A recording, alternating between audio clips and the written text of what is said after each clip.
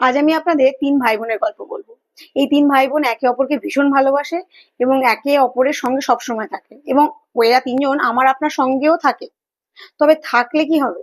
এদের একজনেরও যদি আপনাকে পছন্দ না হয় বা আপনার ব্যবহারে যদি কেউ একজনও মনঃক্ষুণ্ণ হয়, তার সঙ্গে কিন্তু বাকি দুজনও আপনাকে ছেড়ে চলে যাবে।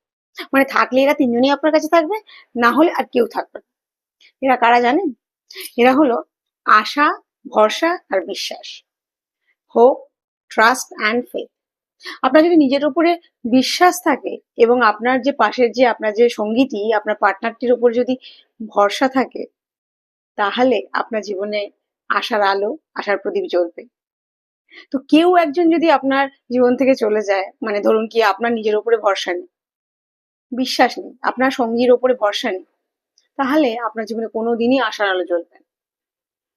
তো নিজের উপরে বিশ্বাস রাখুন, নিজের সঙ্গী বা সঙ্গিনীর উপরে ভরসা রাখুন, তাহলে দেখবেন আপনার জীবনে আশার আলো জ্বলবেই।